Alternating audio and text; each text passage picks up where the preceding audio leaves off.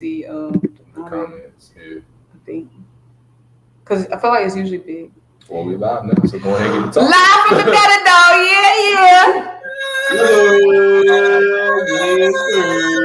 Yeah. What's up, Jason Winningham? Yes, it's been forever. Like forever at this point. Right, Big Play Slay. What's good? Big here. So, Eric Graham, how you feeling? NBA free agency. We had to get you back. EG in the building. I'm in the building.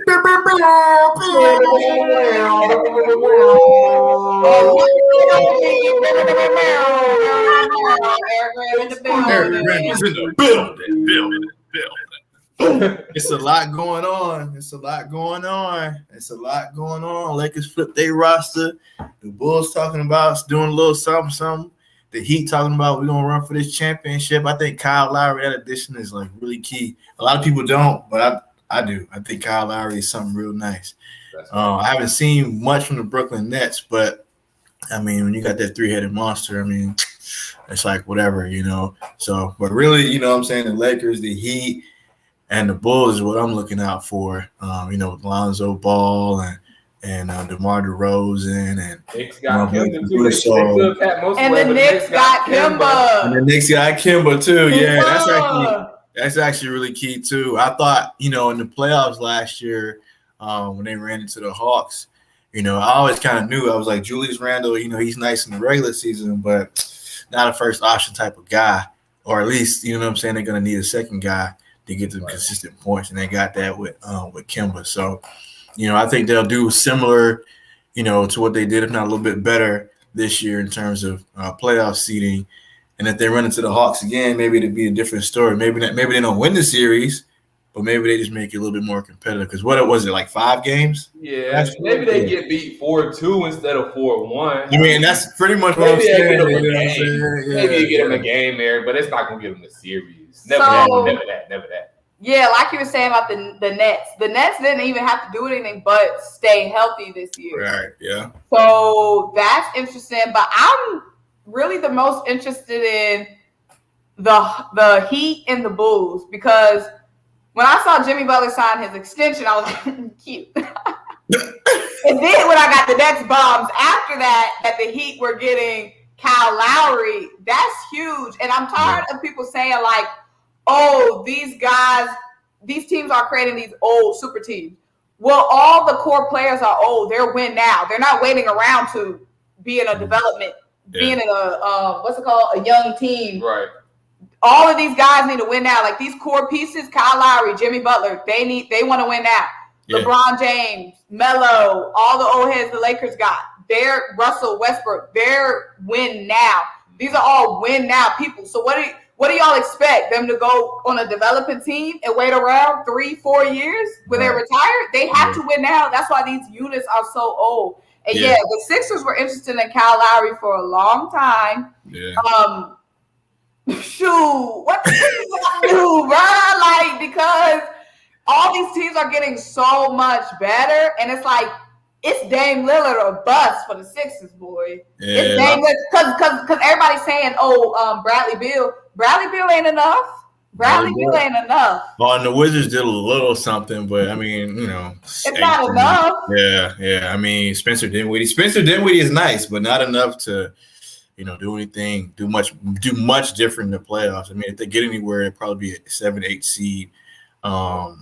They might win a game or two in the first round, but that's pretty much a wrap after that. So, but yeah, in terms of the Sixers. You got that Ben Simmons situation.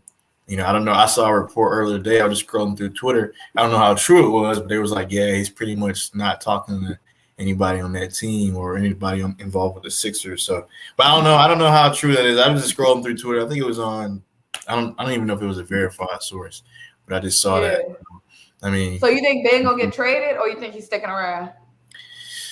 I don't know. It's a huge question mark. I keep seeing reports talking about him getting traded or things leaning towards that. Mm-hmm. But I think I saw a report where somebody was trying to trade for him, but the Sixers were asking for like a ton of stuff. I'm just like, all right, if you're gonna trade this guy, like you know what I'm saying, you got to scale back your price because you don't have a jump shot, and everybody saw that. So, you know what I'm saying? So it's like, but, you know, if you stayed, and it's like, you know, that relationship is kind of, you know, a little hot right now. So, right, a little botched. Yeah. So, and then if you trade him, like, where are you going to trade him to? You know? So, like, who like, if you're going to trade him, where are you going to trade him to? That asking price has got to come from up here down to, like, here. You know what I'm saying? Because, I mean, again, we all saw on full display last year. I mean, we can pull up the stats. Like, how many games did they go against? I think it was like 6 or 7 games. 7 games. Yeah, and I think it was like 5 out of those 7 games, something like that. He did not attempt a shot in the fourth quarter. Yeah, he only attempted 3 shots in the fourth quarter out of 7 games. And he had a single digit scoring performance in, I think, most of those games. I don't know off the top of my head, but I know I saw the box score in a lot of those games. He had no more than 10 points. And it's like, dog, you are 6'10", you know, big as you are, like, at least, bro, like, you know what I'm saying? Just like, you scared to bully up. See, my thing is, I watch the Sixers all season. Ben picks and chooses. See, it's complicated with me because I'm not even like trade men. Because my thing is, we wouldn't have been the number 1 seed if it wasn't for Ben.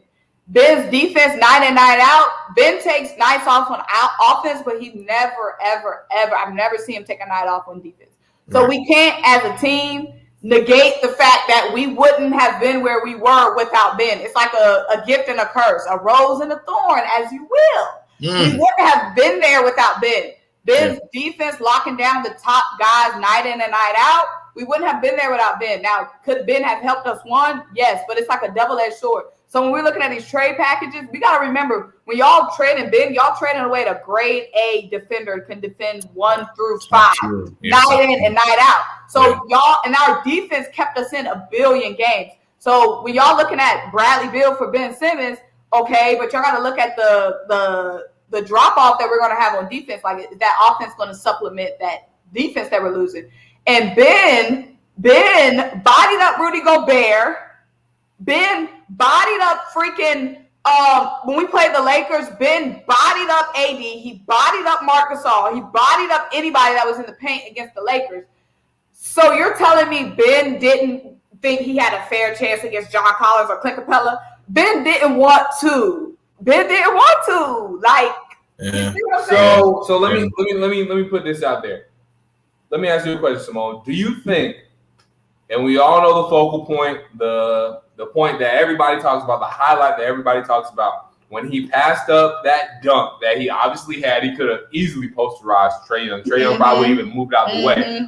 Do you think that was mental, or do you think that was simple, he just didn't want to? See, I don't know what the heck it is, but I know when Ben wants to dominate, it's kind of like, and this could be a narrative I'm creating. It's kind of like he only plays when he has something to prove. Yeah. When we're playing Game 7 against the Atlanta Hawks, something to prove? I don't know if it's something internal going on with the Sixers, if it's a rift going on inside the organization type deal where, like, you know with the Eagles, like, we had all that inside stuff going on, and Doug Peterson throwing plays and stuff because it's like a lot. I don't know if it's inside-ish going on because Embiid missing those free throws, I swear Embiid missed them on purpose. I swear Embiid missed them on purpose. I swear. Yeah, I've seen to that point though. Ben there was no way he missed both those free throws. Yeah. He was tied. It's a free throw. It's Joel Embiid. But he tired, Symone. He gave it. Said multiple times he gave his heart, life, blood, sweat, tears, and soul. But these dudes are professionals. They're gonna come on now. A free throw in game 7. But he a big boy after 7. And he's been a big boy several nights. And he that wasn't the first. Okay, anyway.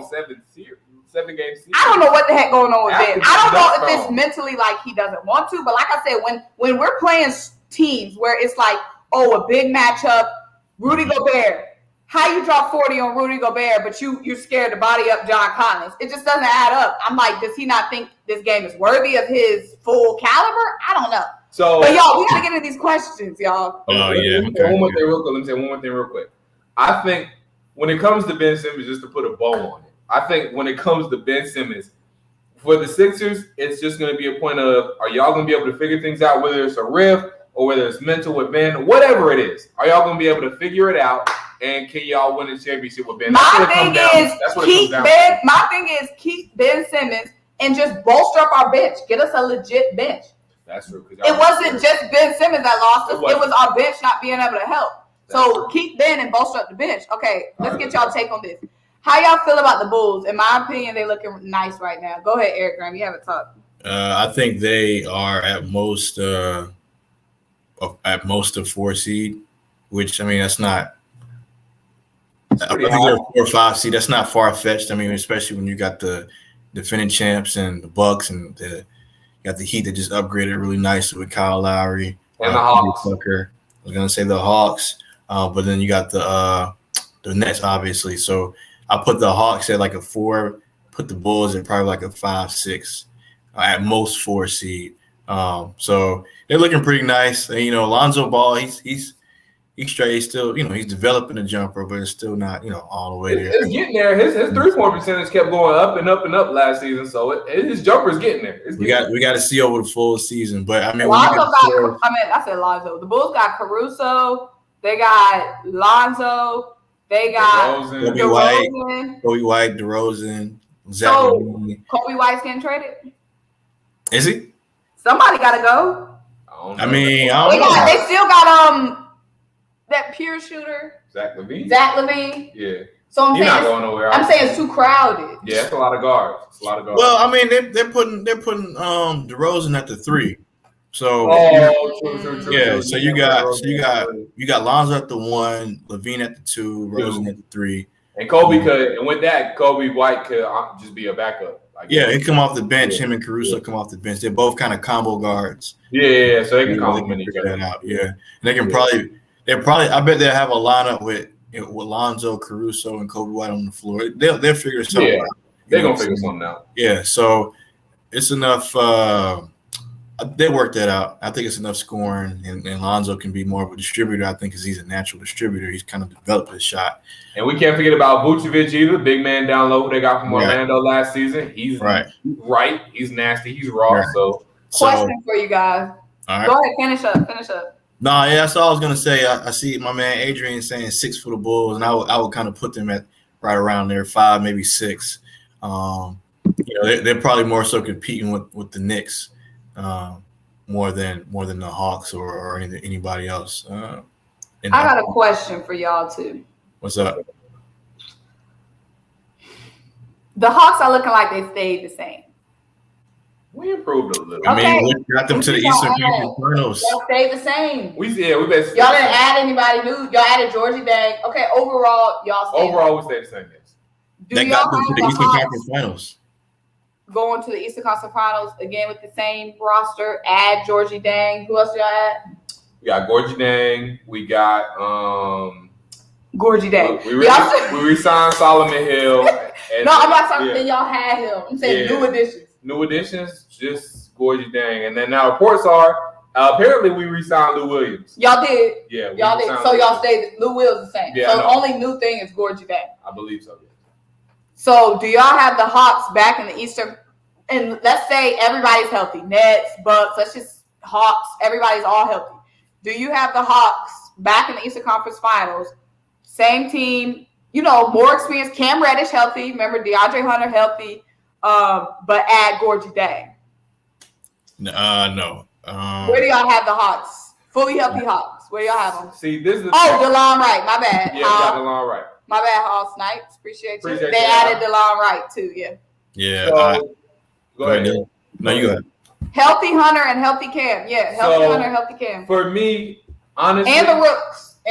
Jalen Johnson, Sharif Cooper. Well, Sharif Cooper's going to be on a 2-way deal, so we see how much he actually pays. Because they just announced Sharif Cooper's going to be on a 2-way deal. So we'll see. To me, it's all about our regular season and our seeding. If we get a high seed, if we're able to get a high seed, then yes. If we end up having a bad regular season due to injuries, but if you're saying everybody's healthy, yes, we're definitely back in the Eastern Conference Finals. Because depending on our route, the only trip up I think we could honestly have The Knicks are better, yes, but that's still a dub. With a healthy DeAndre Hunter, healthy Cam Reddish, who did not play against the Knicks. DeAndre Hunter was not fully healthy against the Knicks as well. So with healthy guys, I think we honestly back in the Eastern Conference Finals. But what about healthy Nets? Okay, and I think that's who we would face. No. That's who we would face. Let me ask you something. Remember, these are with the new Bulls. The new I'm Heat. worried about the new Bulls. The new Heat. The new Heat is the only thing that scares me. You ain't worried about that because they're in our division. Now, I ain't worried about that Bulls. But the new Bulls. The new Bulls. My God. They're going to be a little bit better, but they still some bull to me. The only thing that scares me is the new Heat because the new Heat are still something serious. They still got dogs on that team. They kept their same core and added pieces around that same core. They still got Jimmy, still got Tyler Hero, still got Duncan, still got Bam, and they added Victor Oladipo and Kyle Lowry, obviously. And PJ So Tucker. the Heat are the only thing that scares me. But our questions of how we match up with the Heat will be answered very soon because we are in the same division as the Heat. We'll see them 4 times, so we'll know exactly how well we match up with the Heat by the time the playoffs come around. So I definitely see us still in the Eastern Conference Finals. We can make it back. Here's a key, though. Let me get Eric's take. Go ahead. Here's a key. So I predict more of a because Eric, the golden ticket, Eric predicted the Bucks. Yeah, I did. But Dylan also predicted the Hawks too. I gotta give him some credit too. On the live, I gotta give him credit on the live. He also predicted the Hawks. But I also did predict the Bucks. So you did. You gotta give your flowers for that, yes, sir. Yeah. But I'll say this year's Eastern Conference Finals is probably gonna be the Heat and the Nets. Again, assuming everybody's healthy, the Heat and the Nets. One thing that I will take away from the Hawks, they got the same team, yes, but they're doing this. They're taking away the unnatural motion rule or whatever. So like, the fouling, yeah, and that's a big part of Trae Young's game. He's still gonna ball out. I ain't worried. Well, I agree with that, Eric. But then you got to remember that's a big part of a lot of people's games. Exactly. LeBron, James Harden, Joel Embiid. But especially Trae Young because like he draws him and James Harden they go to the foul line a lot based off those kind of unnatural motions, and they're gonna take some of that stuff away. So it's like, all right, you have to adapt your game. I'm not saying that. All of Trae Young's game, that's all of James Harden's game. That's a big part of their game, and so you take away a few of those foul shots. That's points that in close games go to the other team, right? So that counts, especially in the playoffs. Yeah. So I think a situation like that can really affect the Atlanta Hawks, thus affecting them. Ultimately not getting to the Eastern Conference Finals, in my opinion. But even if that rule was still in place, I still would have the Heat and the Nets, again, assuming everybody's healthy and assuming everybody gels, I have them in the Eastern Conference Finals over the Hawks. Okay, let me get into some of these questions. So let me go to an older question. So Young Daz said, agreed. What up, Hawks, Nets, Sixers. If they bring Ben back, it's the same team. Just about. Sixers bench got better with Drummond and Niang signings for what they replaced. Did they really get better with Drummond though? They need to do a lot more than Drummond because our biggest problem was scoring off the bench. And is Drummond bringing more scoring off the bench than we had before? That's good. You use off him. The bench, but he bring you some boards. Yeah, he's bringing some rebounds. But Dwight Howard got us rebounds with them shoulders. Right. Nobody was coming up close to them shoulders. Yeah. So our biggest problem was scoring off the bench. We brought Danny Green back. We let George Hill go, which is like, okay, George Hill wasn't bringing that much, but we need a lot of like I said, Ben Simmons is not our biggest problem right now. That's the easiest finger to point at. Where's the camera?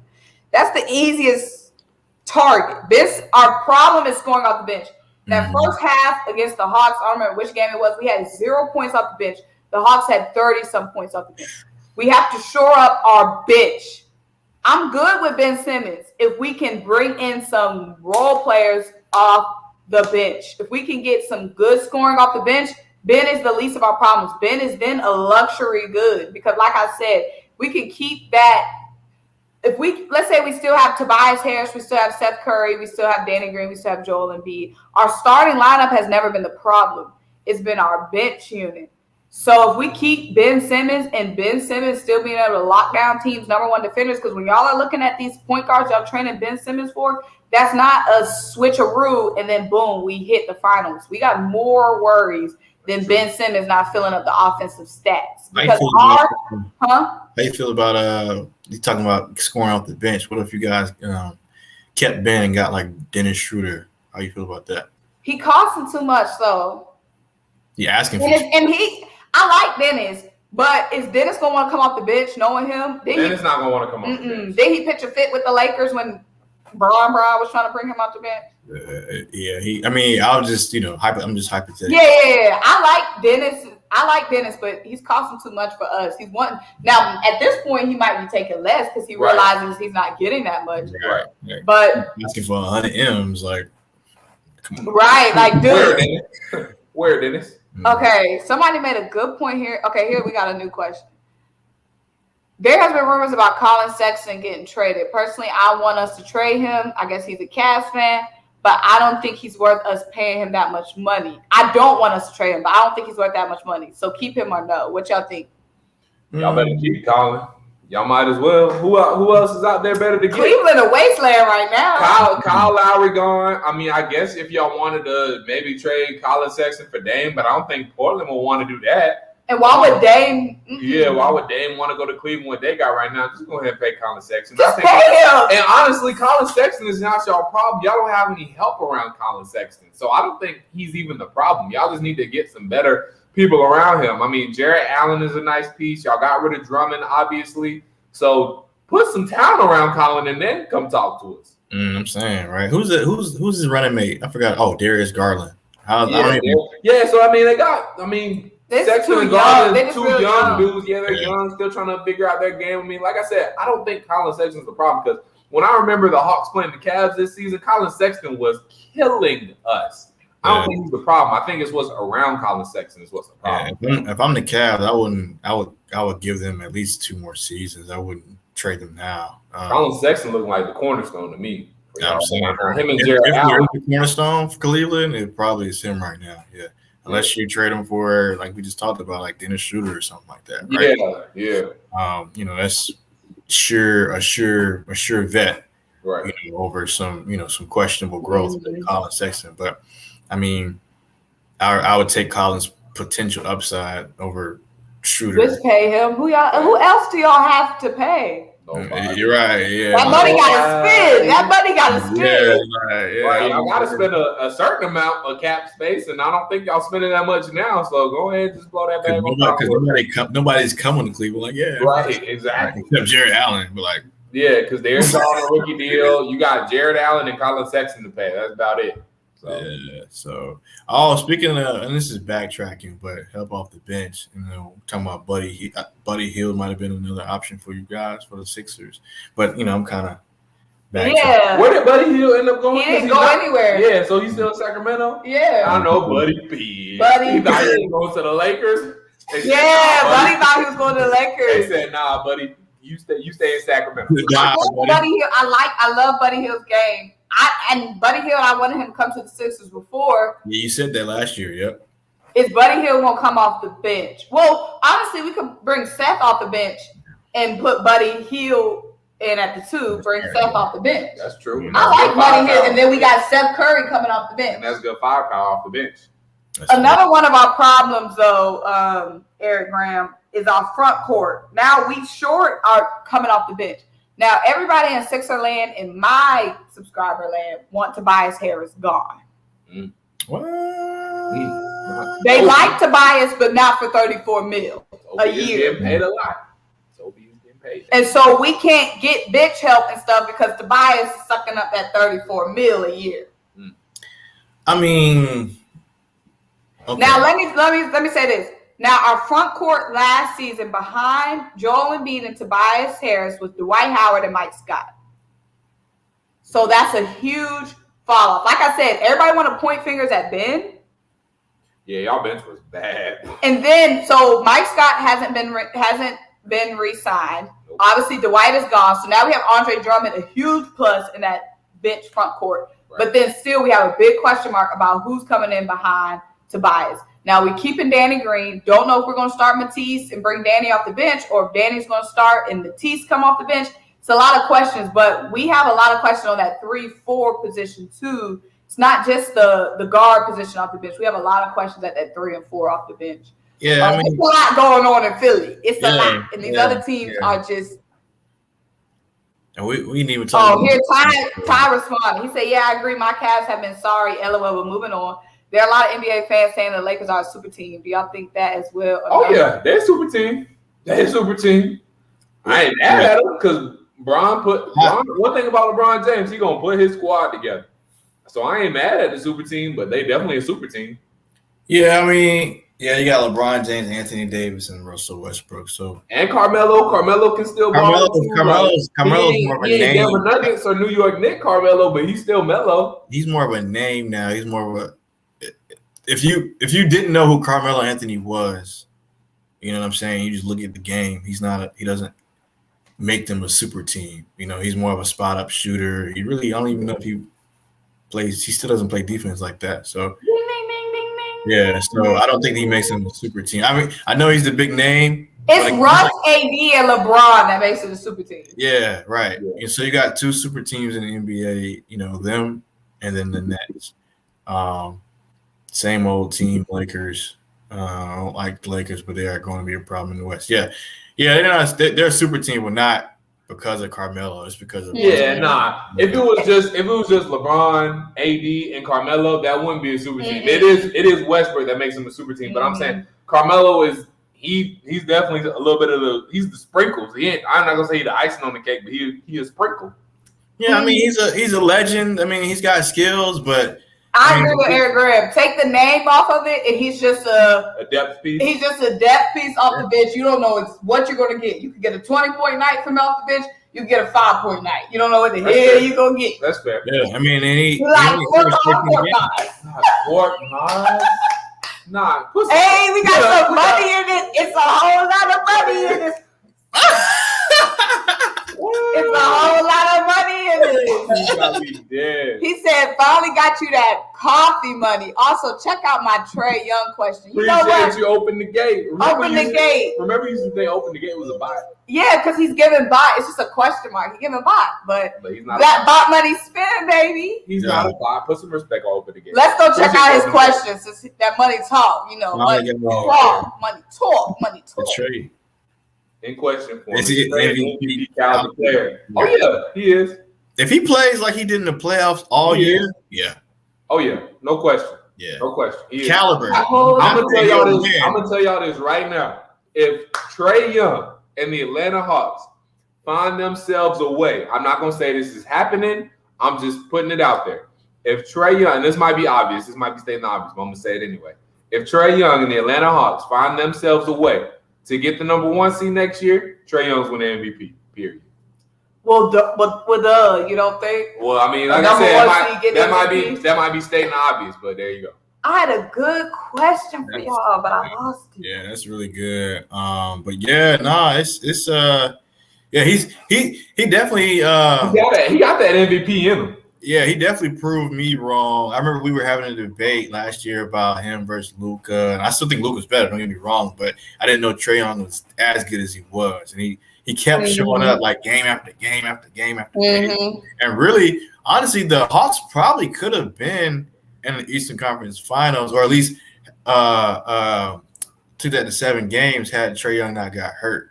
If Trae Young didn't get hurt, we probably in the NBA Finals. That's what I mean. I say Eastern Conference Finals. And then y'all missing 2 guys, Cam Reddish and DeAndre. That is kind of scary. Exactly. Cam, I mean, it was only 1 game. I'm not saying he would have done this every single game, but Cam did ball out, and he almost by himself led us to a game 7. So I'm not saying he would have done that every single game by any stretch of the imagination. It could have been a 1-game thing. But anyways, if Trae wouldn't have got hurt, I think we honestly go to the NBA Finals. And 2, if Giannis, y'all might call me crazy, But if Giannis doesn't get hurt, I think we actually win that series. I think Giannis getting hurt for that series alone, because he was acting totally different in the NBA Finals. He acted totally different. But I honestly think from a matchup standpoint, it was better for the Hawks when Giannis was in the game. I think it actually hurt the Hawks that Giannis was out of the game, because we didn't have an answer for Drew Holiday. Chris Middleton was cooking us constantly. And I think Chris Middleton being able to be the focal point of that offense hurt the Hawks and helped the Bucks, because I think we didn't have an answer more for Chris Middleton than we did for Giannis. I wouldn't say he's the focal point, but I would say he's. Well, no, I'm saying he was the focal point when Giannis got hurt. Okay, I think that helped the Bucks, because I think, like I said, just from a matchup standpoint, because in Phoenix it was different. If Giannis doesn't play against Phoenix, then Phoenix probably wins that finals. But against the Hawks, I think if Giannis stays in the series and he doesn't get hurt for those 2 games, because Bucks won both of those games that he was out. I think if Giannis doesn't get hurt, I think the Hawks win that series. I think it was one of them things that come down to matchups. I think it was a better matchup for us if Giannis actually would have played. Might be crazy, but. Okay. So we're going to get to this one question first, and then I got a good question. Okay. So Ty said, this is probably a dumb question. There are no dumb questions, Ty. But I'm a new fan, LOL. But are y'all NFL fans? If they are, who are y'all favorite teams? Mine is the Browns, since I'm born and raised in Cleveland. Fly, Eagles, fly. I rock with a bird too, but I rock with them dirty birds. I'm an Atlanta Falcons fan. And we got Cowboys. How about them Cowboys? How about them Cowboys?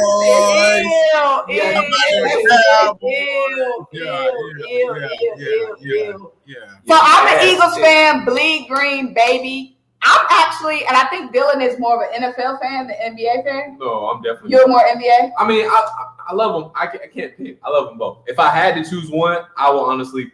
Oh, that's hard. I love basketball conversation. I would pick the NBA. I think the basketball brings more conversation, but I think the NFL game is just. I'm more of a football girl than NFL NBA. game. I will say this, just to keep it 100. The NFL game is way more exciting than an NBA game. It's brilliant. But I gravitate more towards the NBA because I actually play basketball, and I just love basketball. I love football too, but I just love basketball more. Yeah, but that answers your question. What about you, Eric Girl? In more recent years, I've leaned towards basketball, which is kind of funny because I'm a huge Cowboys fan. Ew, just so disgusting. Yeah, nasty. But I love the game of basketball. Just it's just a lot more fluid, and I don't know, man, with the way basketball is more of an art. Yeah, I'm about to say basketball is an art, bro. Yeah, and football is a sport, more of a sport, but basketball is definitely more of an art. Basketball is a craft, bro. I get they're making the game safer, but it's just I don't know. It takes the quality of the game away from me in the NFL. A lot of players just don't do the same things that they used to do. Yeah. So I found basketball a lot more enjoyable for me to watch in recent years in the NFL. But huge Cowboys fan, but huge general NBA fan as well. So just a fan of the game of basketball. What's your question? I got a big booming question for you guys. What's the big booming question? So the big storyline of the offseason, of course, is Russell Westbrook to the Lakers. And I'm going to save my take for the end. But I'm seeing a lot of people on Twitter saying Russ and LeBron cannot coexist. What's y'all's take on that? I think they can. I mean, I think I heard that Russell or LeBron requested for Russell to come to Lakers. I don't know if that's true or not, but I mean, they're talented enough to coexist. And then you got AD out there, and the big question was always Russ and his shooting. He's not going to put up 50 shots and only shoot 18 of them. Make 18 of them on the Lakers. You know what I'm saying? Like you got a superstar in LeBron and superstar AD on your team. You're not going to be jacking up shots.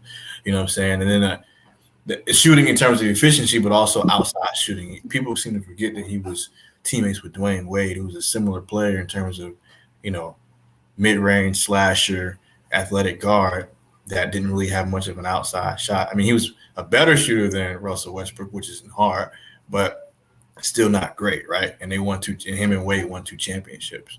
So it can definitely, now Wade was a 2 guard, not a point guard, but I mean, you know what I'm saying, still, in the backcourt. So I think they can still, based on, a similar comparison with Dwayne Wade in terms of both of them not being able to have an outside shot, both of them being slashers to the basket, which kind of merges with LeBron. I think they can, make it work, especially with AD at that 4 or 5 spot. So I think it could work.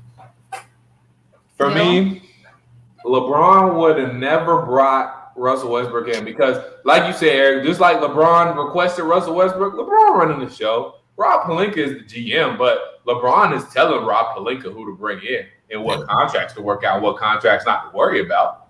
Come on now. We all know who's running the show over there in LA is LeBron James. Mm-hmm. And if LeBron James didn't think Russell Westbrook and him could coexist, Russell Westbrook would not be on this team. So, yes, they will make it work. Why? Because LeBron James wants it to work. And I know, and let's be real, Russell Westbrook wants a ring. He wants to win.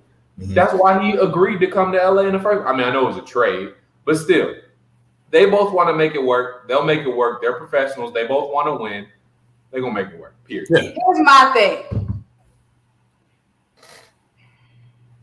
I'm sick and tired of the internet and freaking Twitter creating narratives. Mm-hmm.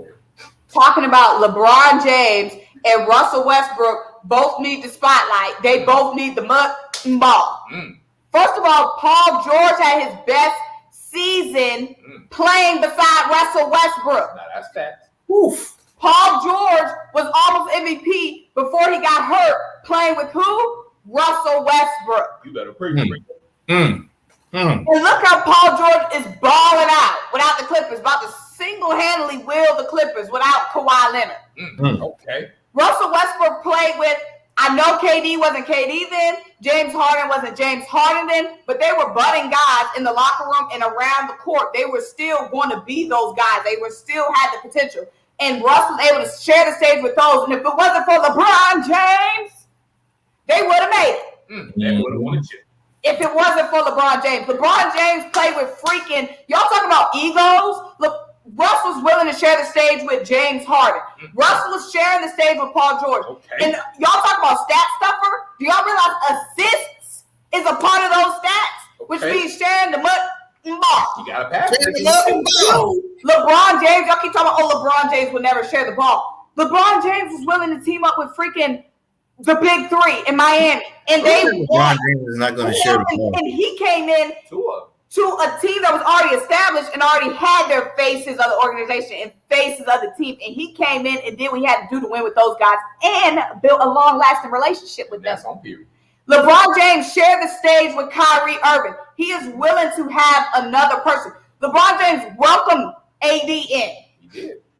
Y'all saying he can't share the stage? All he's ever done was being willing to share the stage. And Russ did the same. Y'all keep talking about Russ can't play with anybody else. Then how did Paul have his best numbers playing with Russell Westbrook? Y'all keep creating these narratives saying these guys, they want to be the big guy in town. Then why are they willing to share the stage? And nobody's ever complained about Russell Westbrook. But who? Fans. You never hear any NBA players run off the mouth about Russ. You never hear anything about Russ but his cute kids on the internet. Yeah. Like, who said Russ is a locker room? You can't play with Russ. Russ too big of an ego. Y'all made that up. They did. What players do you hear disrespecting Russ? Fake news. Nobody, baby. Nobody. Y'all create these narratives. Thank you. Open the gate. Preach. Yeah. I'm gonna do that. He's disrespecting. Yeah. He does. Everybody has flaws, but y'all keep creating these narratives that don't exist. They don't. Yeah. Appreciate you, J. Mar. You know what I'm gonna do? Yeah, y'all know what I'm gonna do. Because they keep creating these narratives on here, Eric Graham. You haven't been on here in a minute. They keep creating these narratives. Y'all better stop. Come preaching, just say something negative about LeBron James. And I don't even come out of pocket, but I just hate when people are disrespectful. Who's created this narrative about Russ but the media? Nobody. Do you hear anybody coming out the pocket about Russ? And like I said, how would Paul George, a now superstar, a guy that almost y'all seen Kawhi? Paul, what he did without Kawhi was incredible. And I'm not a fan of Paul. I don't like Paul for all that drama he created and what he did to the family of the Rivers. I don't like Paul, but I'm giving respect where respect is due. Paul was incredible. Yeah. And he had his best numbers playing alongside whom? Russell Westbrook. And y'all want to talk about stat stuff for what the hell he's supposed to do with OKC? Ain't nothing going on but triple doubles. Who else was going to put up them numbers? Not Steven Adams. Exactly. Like, who else was going to put up those numbers? Y'all talk about stat stuff for what the heck he's supposed to do? Just lose and not get stats? They were going to lose regardless. He said, if I'm going to lose, I'm going to lose after triple double. Triple double or not. Right. It was a wasteland in OKC. What was he supposed to do? Just lose and not get good stats? Y'all acting like he threw games away. He gave 110%. Y'all, no. They act like his triple doubles are keeping the team from winning. Mm-hmm. They weren't going to win a championship regardless. So Mans isn't supposed to get his stats. He's the best player on the team. He said, at least let me secure a bag. They're coming for Russ's triple doubles like him being a ball hog hindered OKC. Somebody had to score. Somebody had to do something, exactly. Somebody had to make some shit. Oof. What's next? What's next? It's high in here. All right. Because Aaron Grant, they stay creating these narratives. Y'all better stop for Big Mom to get him. Yeah, right. Like I said, y'all do say something about negative about LeBron James. I don't even defend LeBron. I'm defending Russell Westbrook. Who is now on LeBron James' team? I've always defended Russell. I was originally an OKC fan. Y'all forget that. You were. Y'all forget that. Me and my mama, okay. See? And you used to hate LeBron. And I used to hate LeBron. But now look, they're on the same team now. Yeah.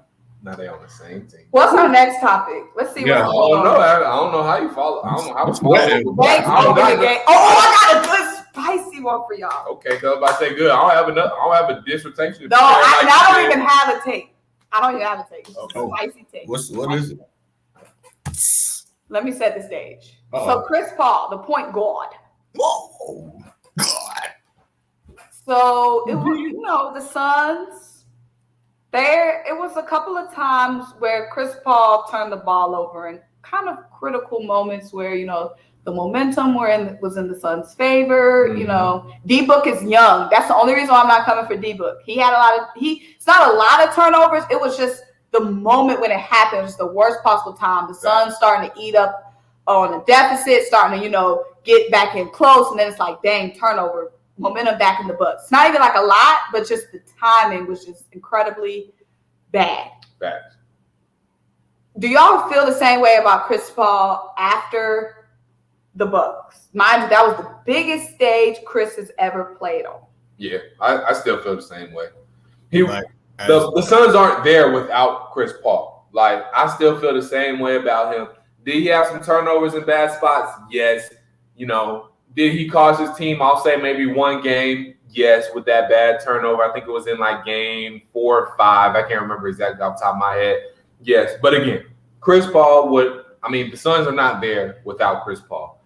And I will have to give Chris a little bit of benefit of the doubt. While he is a veteran, he's been on almost every stage before. That was his first NBA Finals. We got to give him that. That was his first one. We can't expect him to be perfect in the NBA Finals.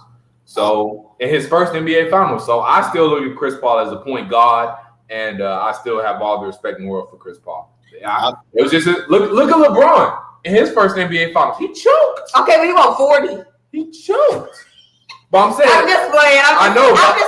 I'm saying we're talking about performances. LeBron had a bad first NBA Finals too. Okay, we won 40. I know that does, but that has nothing to do with anything. I'm talking about young mistakes. I know, but we're still talking about performance and being one of the stars. I agree with that, but LeBron had been in the league for a minute by the time he got to his first Finals. Okay, but he had been in the league like 7 years. Okay, so I'm just saying, I'm just looking at the parallels. Your first NBA Finals is always stop. No, because that was 2007. He was in the league.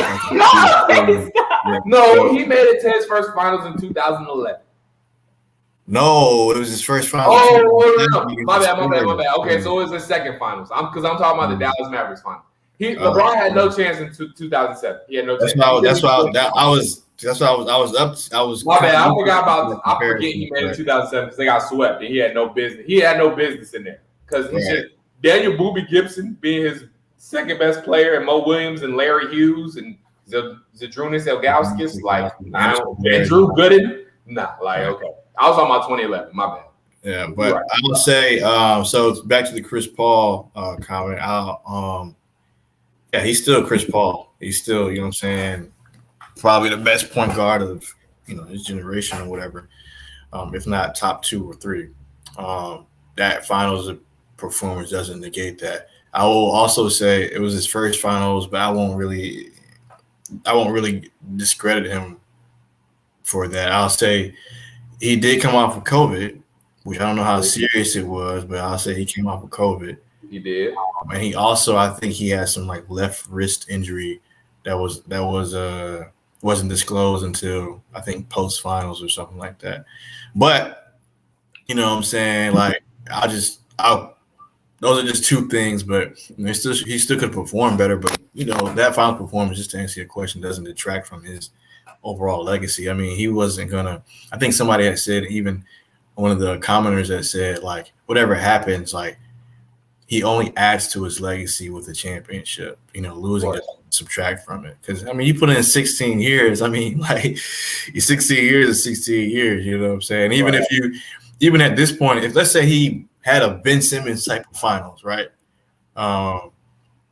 He's still putting in 16 years worth of work, and it's not like, oh, he's such a trash point guard. Like, it's Chris Paul, it's CP3. You know what I'm saying? Doing what he's done, year after year. So, you can't really detract a whole lot from his resume just because of a finals appearance in his 16th year in the NBA. Like, hold on, real quick. And let's not forget about this. Not only was he coming off of COVID, not only did he probably have a wrist injury, but he was also hobbled in this way too. One of his back discus was probably at a place after Patrick Beverly shoved him so hard and grabbed his back, pitched his back in the back. That was the. He probably was limited mobility that way too. Let me ask y'all this: are the Suns running it back? No. No way. What about the Jazz? The Jazz haven't made that many moves. Nah, Jazz. I'm not gonna say they were. They'll be competitive, but they're gonna lose in like the second round probably. People kept saying, "Oh, the Jazz were gonna be, I'm like, dog, they weren't no different from the Hawks." And here's the thing about the Jazz: like, you got Donovan Mitchell. Who else do you have? And even if you break down Donovan Mitchell's game, like today, like in basketball, you have to have a mid-range game. Like to win, you got to have a mid-range game. If you're going, you know what I'm saying? You got, or at least as a team, be able to score in the mid-range, or at least have somebody that can score in mid-range. It wasn't really, Donovan Mitchell, his game is he jacks up threes and he drives to the basket. We don't have a mid-range game. So that is not going to carry, you know what I'm saying, a championship team unless you're somebody like Steph Curry. Right, where he's absolutely amazing. But outside of that, that's why you got guys like, you know what I'm saying, the Bucks winning, because you look at Chris Middleton, look at Giannis, they got that inside mid-range game, and you got, shooters outside of that. That's why you got LeBron constantly, doing what he's doing because he's great. He can operate in mid-range. Kawhi, mid-range god, you know what I'm saying? Chris Paul, he didn't win, but, part of the reason he got that team there is because of the mid-range. So, and his game is, as a point guard and spreading the ball out. So, you got to have a mid-range game in order to win. And I know that's a art that's being lost in the game, but that mid-range is really key. And the Utah Jazz, at least with their star, and really the whole team didn't really have that. So now I'll give them this: Mike Conley was injured for most of the playoffs, but still, even with him healthy, they weren't gonna win it all. Yeah.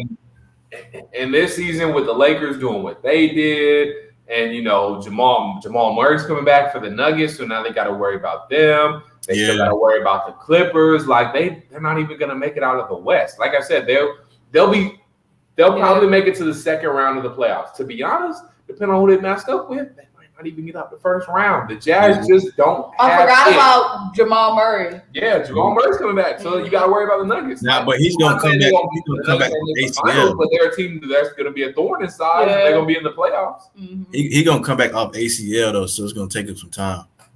Yeah, that's true. Because he tore his ACL real late in the season, so he won't be back until probably about mid-season or something like that. Yeah, and then you got to come back and like recoup because you're not gonna be. Yeah, that's like a full year's recovery time. So so you got to take his time with that. And then, like I said, even when he gets back on the court, it's still not gonna be like all of Jamal Murray. It really gonna take until like the next season. And then with what you saying that reminded me, Kawhi Leonard just had ACL surgery too, so we got to think about that. So Kawhi not going to be back for a little minute too. So I mean, the Jazz will be in the discussion. They aren't winning the championship though. I will say with Kawhi really quick though, his game isn't based off as much athleticism. No, that's facts. As a Jamal Murray. So because he's got muscle. And he knows how to pick his spots in the mid-range, right? So he'll still be effective, but maybe not as effective, but he'll still be one of the best players because his game is a little different. So is Kawhi resigning, or is he going somewhere else? He's resigning. Where he gonna go? Yeah, he's staying. He's staying. Unless you want to come to Atlanta. Or Philly, unless you go to Philly. But, you know what I'm saying? Like, who knows? Kawhi's such a wild card. He could stay. But question, what about the Warriors? The Warriors going to be back. What was Klay Thompson out with? He tore his Achilles. No, he tore his ACL. He tore something in his legs. He tore his Achilles 2 years ago, and then no. He tore his ACL in the finals against the Raptors. Then he was ready to come back. Then I think he tore his Achilles. He tore two bad things back to back. Yeah. But if the Warriors stay healthy, watch out for them. Especially to see what they do with Kelly Oubre. Like, they keep Kelly Oubre, like Wiggins, because Wiggins is still there too, right? Mm-hmm. We try to trade them for him. So the Warriors could be nasty still. The people be sleeping on the Warriors, but Klay really the only missing piece. You get James Wiseman back too, who seemed to have a promising year. So you got you a nice big man. You still got Draymond Green, the glue guy. You got Klay Thompson. You got Steph Curry. You got Kelly Oubre. You got Andrew Wiggins. Like, they keep that nucleus together. The Warriors can make some noise now. I get them a 5 or 6 seed, but if I give them a low 6 seed. Yeah, look at freaking. Y'all forgot who the Warriors were. No, I didn't forget. It's just so Warriors. So you're thinking about the Warriors, you know what I'm saying? 2015. No, this was. But no. I'm agreeing with you that they have great firepower. Like I said, I just don't think they're keeping up with who besides the Lakers and maybe the Clippers. Maybe the Clippers. You see what Paul did without Kawhi. But can he sustain that for a whole season? But why can't? I'm not saying. But I'm saying with Kawhi. Okay, so they're what, a 3 seed? What, the Warriors? They're at worst. They're at worst.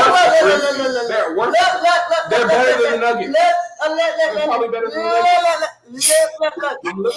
It all depends on. I respect the heck. You've heard me respect the heck out of Klay Thompson.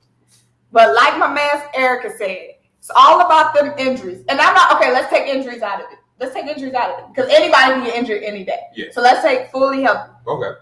The only thing that has me worried about the Warriors, is the fact that they could not beat the freaking Grizzlies without Klay to get into the playoffs. And they lost that first game too to the Lakers. That little play. Kelly Oubre no. Klay were out, and James Wiseman. Oh, James was out. Yeah, okay. I'm gonna keep my eye out. And Kelly Oubre was hurt today. Kelly Oubre, James Wiseman, or Klay Thompson. I'm gonna keep my eye. Yeah, I mean, again, in a 5-6 seed isn't bad. Like, you know what I'm saying? I think that's heavily. I just think it's recency bias. We haven't seen the Warriors in so long. I didn't get it to explain. When they're fully healthy, what exactly they're capable of. Who else in the West got better? The Lakers got better, obviously, and that's about it. The Clippers haven't done anything. The Portland Trailblazers arguably have gotten worse because they lost Melo. You love Melo, boy. No, I'm saying, but the Blazers haven't added anybody. The Grizzlies haven't added anybody. The Nuggets, are going to get Jamal Murray back, so they'll be better. But I mean, all I see is the Lakers and the Clippers. You could make a debate for the Nuggets. What about the Suns? Where you got them? The Suns will be there. They're maybe a 4 or 5 seed. The Suns are going to take a big dip to me. Yeah, I think the Suns take a big dip. The Warriors are going to shoot up, though. I see the Warriors, no, absolute lowest. I see the Warriors as a 4 seed. Absolute lowest. You got a good point. But, I mean, Klay also isn't coming back game 1. He's going to take, I think, a few games to come back, maybe 10 to 20, and that'll affect, seeding. And then when you get him back, you got to still get that chemistry going. So it's going to take some time, but – You have a good point, though, because nobody in the West outside of the Lakers really got better. A lot of people actually got worse. So it's with injuries or trades or departures. So you make a good point. So I would say from a 5 or 6 seed, I'd say a 4 or 5 seed. Yeah, I can agree with that. I mean, you make a good point. Again, this is assuming everybody once injuries comes, once they get over their injuries and gel back. I think a 4 or 5 seed is about right for me. So yeah, good point. That boy Jersey boy in the building. He says, "What's up, Jersey boy? What y'all think about Sixers moves so far? Drummond, Korkmaz signing Green back. I think MOTT should start over Danny. Still got to move Ben, but so far so good. So are the Sixers no championship. So are the Sixers even gonna move Ben at this point? Because it don't. My thing is, I don't care if they move Ben. Like I said, Ben is not the problem. Trade Ben and bring in who?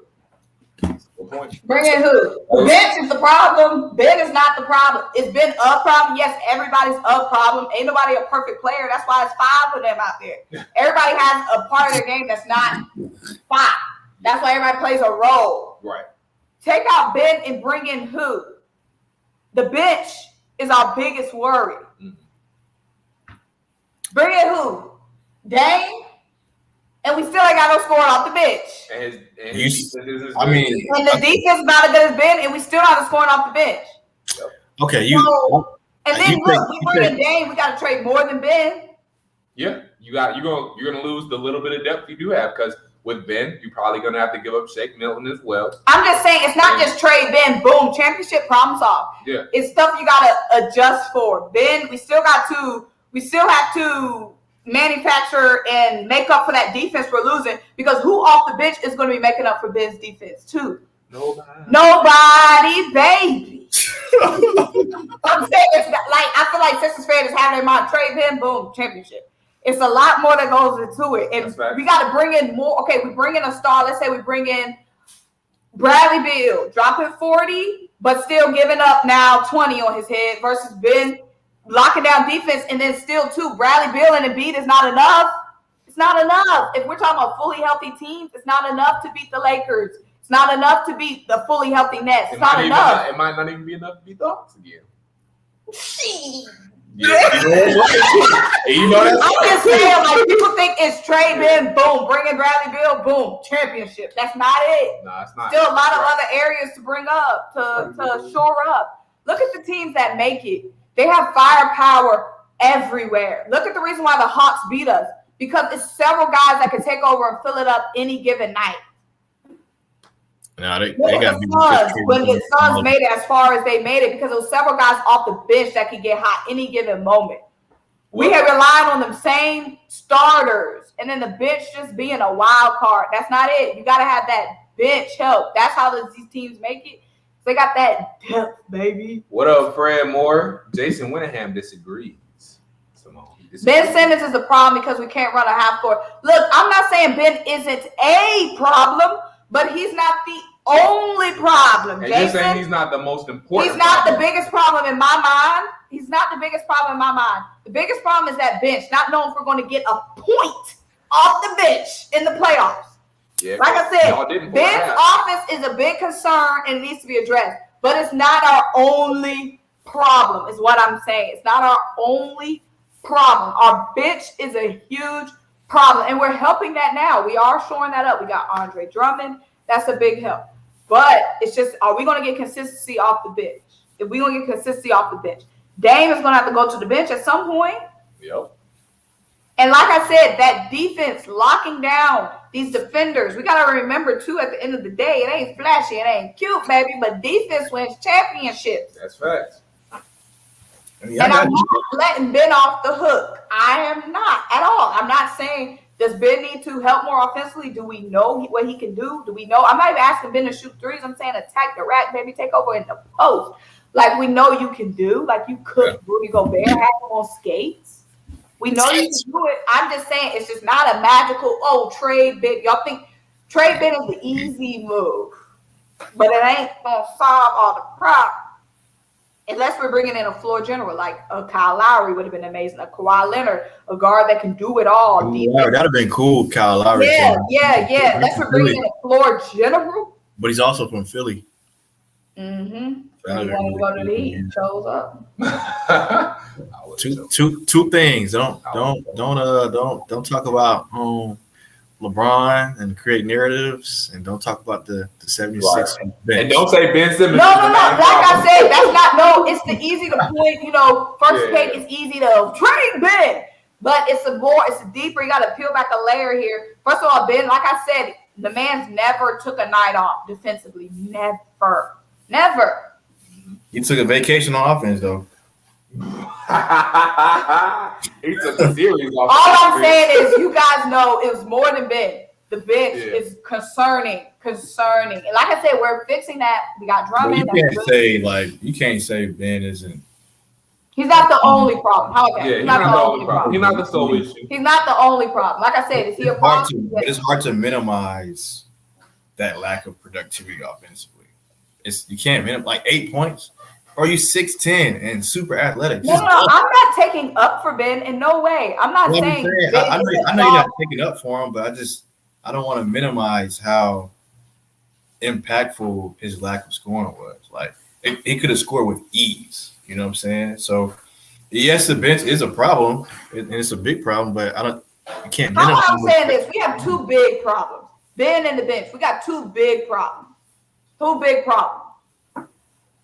That's all I'm saying. And I'm just saying, too, when y'all looking at these trade packages, bring in X. We got to remember, can X defend the best of the best? Can X defend Trae Young? Can X defend Jamal Murray? Can X defend Trae Young? But I got you, though. I said, couldn't nobody defend Trae Young. I'm just saying. No, sir. Who's going to have the best chance? Who we going to put on? Okay, we got backcourt of Bradley Beal and Seth. Who's playing defense back? Who's playing defense? That's all I'm asking. That's the point. It's the same people that want to say, the Nets have no chance because the Nets don't play defense. Meanwhile, y'all are trying to trade our best defender and bring in somebody that doesn't play defense. Then that's to keep that same energy when you're talking about the Nets. That's all I'm saying, baby.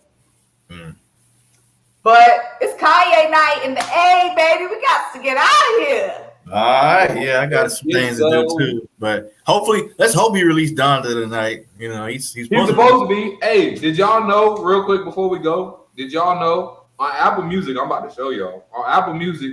He got a whole thing. Where it go? Let me go to search. Here we go. I got Spotify.